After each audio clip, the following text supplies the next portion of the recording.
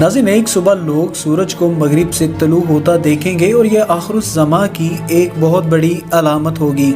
जिसके साथ ही तौबा का दरवाज़ा हमेशा के लिए बंद हो जाएगा। इस मौके पे तौबा का दरवाज़ा बंद करने में हिकमत का पहलू ये है कि ईमान के बहुत से हिस्से ईमान बिल-गैब से ताल्लुक़ रखते हैं, लेकिन जब सूरज मगरिब से तलू हो गया तो वो ईमान बिल-गैब नहीं रहेगा, बल्कि फ़िरौन के इस ईमान की तरह होगा कि जब इसे गर्क होने का यकीन हो गया था तो वो ईमान लाने लगा। नबी करीम सल्लल्लाहु अलैहि वसल्लम ने फरमाया कि लोगों में एक रात ऐसी आएगी जो इनकी आम 3 रातों के बराबर होगी, और इनमें से कोई खड़ा होकर अपने हिस्से की नमाज पढ़ेगा और सो जाएगा,